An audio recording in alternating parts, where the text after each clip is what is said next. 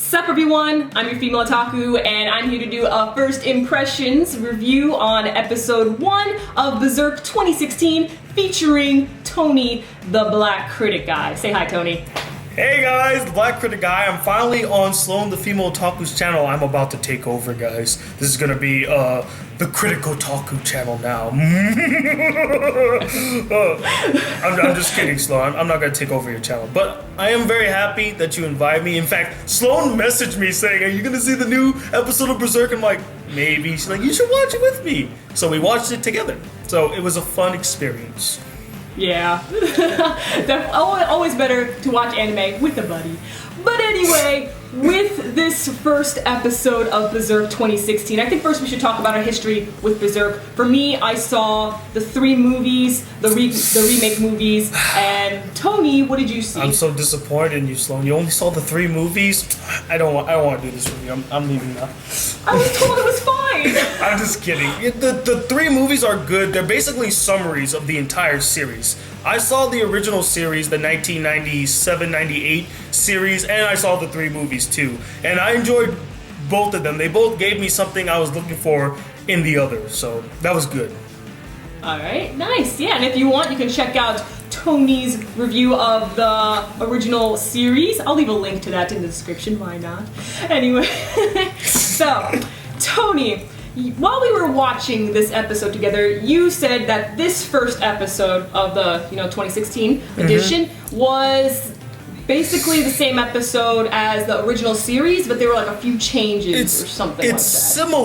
It's similar, but not exactly the same, because the first episode of the original series, Guts does go like the way we're introduced to Guts is he goes into a bar and he saves a girl and he wrecks some shit for some guys that were part of like an army that was being controlled by a demon. Like the first episode, Guts was looking for somebody. He was looking for this snake demon and he wanted to fight and kill this demon.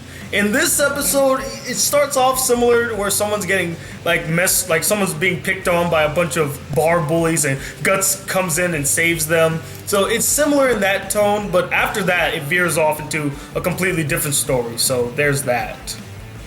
Okay. Now, when I was watching this, there was a certain character introduced. I did not expect this character to be in Berserk, because to me this character was quite the mood killer. Yeah, she was upset by the introduction of this character, and fans have been really not looking forward to this day. They are probably heartbroken that this character is. And who is this character, Sloan? Well, Puck the Fairy. Not Puck from ReZero. We all love Puck from ReZero. No, this is Puck the Fairy from Berserk. This guy... Oh, such a mood killer. Really. I mean, yes, Berserk is a dark, gory, overall graphic anime, which I'm really glad that they kept it like that. I was all for that. Awesome to see the gore still kept. I'll talk a little more about that later on. But with Puck, I get that he's supposed to lighten up the mood. The thing is that Puck does it at the wrong times. And when Tony and I were discussing, we agreed that to not kill the mood, we don't really need these comedic sections of the episode, like these comedic bits within the episode that just throws everything off. We just need like a calming scene where like the characters are just talking. That's all good. Yeah. I'm fine with that. It doesn't destroy the mood or anything that the Berserk's supposed to be. What made the first series so great is that it didn't rely on like one character to carry on the comic relief. The light moments were just interactions with the characters. Puck basically is a comic relief character. He's thrown in to line up a situation, because Berserk as a series is dark and grim. I mean, the subject matter alone can make a man depressed in like a millisecond. So they needed a character to line up the mood. Although, I personally think, and Sloan agrees with me here, that you don't need just one character.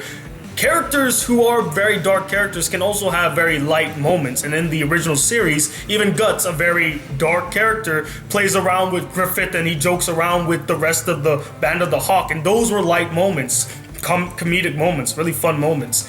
Puck is just too forced. He comes out and he acts like in the episode, he'll make silly faces and he'll transform like traditional anime type comic relief character, making the silly faces and being transformative in his gesturing, but he'll have the serious face now and again, all that stuff. It threw me off so much. It really did. I was taken aback. Hopefully by the they do character. Puck right. Like, hopefully Puck isn't as annoying, because like from what I've heard from Berserk fans, he is really, really annoying. They consider him the Jar Jar Binks of the Berserk world, and that's not good. That's not good at all. That's a pretty bad nickname, not gonna lie. Yeah. But what else did we like about the episode, Sloan? Like, Well, things that we enjoyed about the episode was, why don't we smoothly transition into the animation? First, talk about the good parts of the animation. Some of you guys may be all like, what good parts of the animation? But hold up, calm yourselves. there's some good things to talk about. Yeah, mainly I really like the visuals with the opening. The opening song was meh, but with the visuals themselves, I loved it. I'll definitely keep watching the opening just for the visuals. And like I said a little bit earlier, with the gore, all good with that. The only thing that was lightly censored was with, nudity, but it's not like I wanted to see that anyway. She So it definitely was wanted fine. to see that. She's I like, did not. Darn it! Why'd you censor that for me? We don't need to go that way. Funny enough, I'm actually a bit different from you.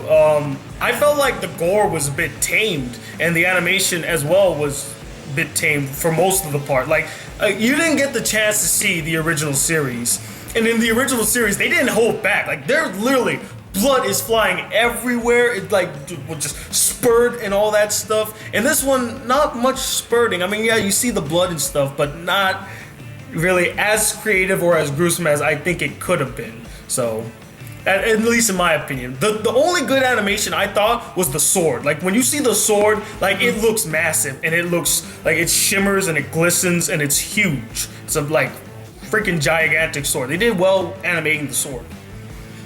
Interesting thing that I was really surprised about was all of Guts' new weapons. I was shocked to see that he had a crossbow, and then Tony mentioned that he has some sort of cannon arm thing, and then we see him use it, and I'm like, what? Like, Yeah, see- where did this come from? Sloan didn't see the original series, so I already knew he had a crossbow, and I knew he had like his little freaking cannon in his arm, because in the first episode he uses all three of them: his sword, the crossbow, and his cannon, which is his trump card. Although, again, being nitpicky, I was a little sad that the cannon was pretty like kind of tiny in a sense. Like, at least it's blast, because in the first episode of the original series, when he uses it, it literally blows like half of a guy off.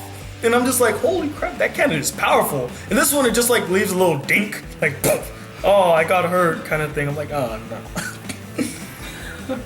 That must have been very disappointing. Can imagine. Now, let's talk about the big thing that everyone's gonna be talking about, which is the bad parts of the CGI. Yeah, take it away, Sloan. Take it away. Alright, now, we could talk about every single scene frame by frame, but that'll take a bit too long. Too long.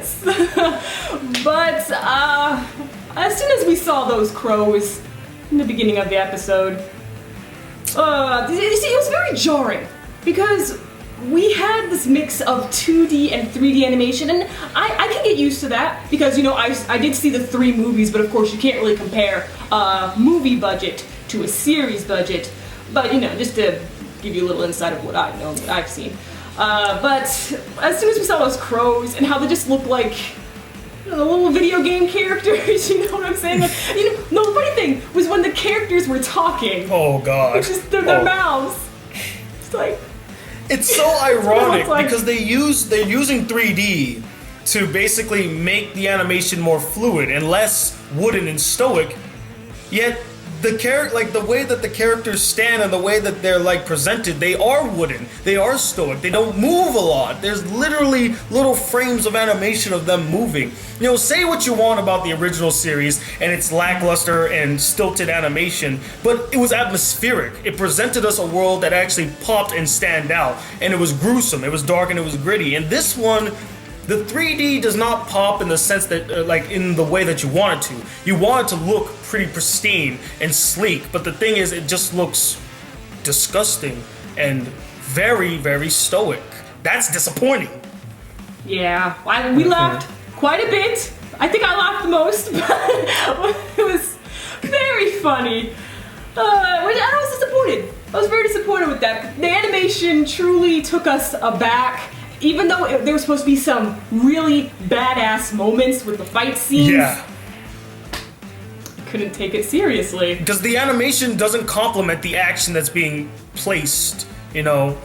Again, I'm sorry, Sloan, I keep harkening back to the original series. It's but fine.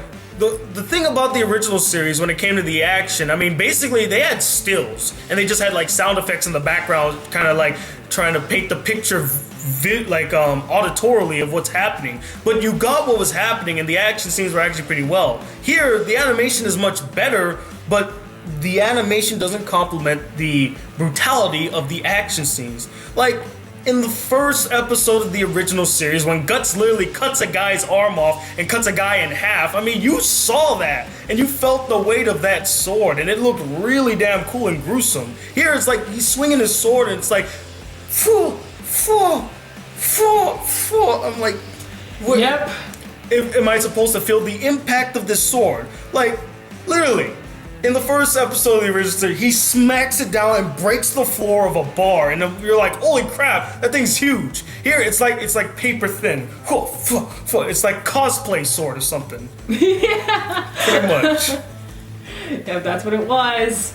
And other things with this episode, we still see that because of the brand that Guts has, he constantly hears the demons' voices, and they're always gonna find him. They can see him 24/7. So that really sucks, man. I would not want to be in Guts' position. Even though Guts is a badass, it's just the fact that he's always being followed by demons, and it could harm people around him, like what happened with Guts when he was over in the cart with, or the wagon, the wagon with Colette and the old guy. We see that, well, I'm not too sure what's up with Colette. I think she's a demon. Tony thinks that she might have been possessed. We're not really sure. Yeah, we weren't really sure. Like, she gets, like, stabbed, and she's assumed dead, and all of a sudden, you see her, like, she comes out of the wagon, she cut the head of the old guy, and she's, like, all, like, I'm gonna kill you. And I'm like, maybe she was possessed, or was she a demon the whole time? We don't know. Yeah. Like, there's no real explanation to this scene. And that's why the story in this first episode is a bit jarring and confusing. Like, I feel like they were supposed to highlight that no matter what Guts does, he's always going to be haunted by these demons, and there's always going to be collateral damage because of this. And you know, the death of Colette and the old guy is supposed to highlight this.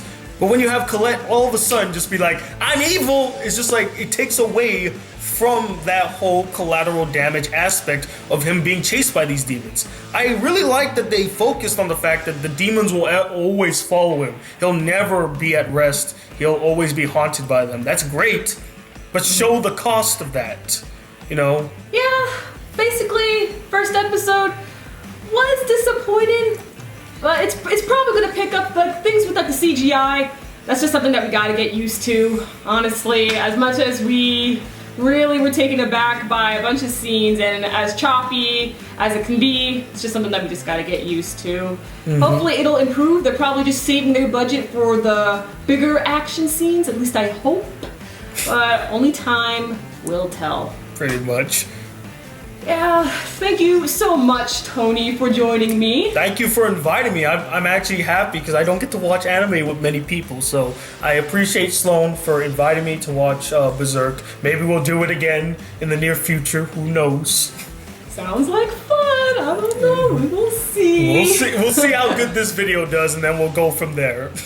Yeah, and for some reason, if you are not subscribed to Tony,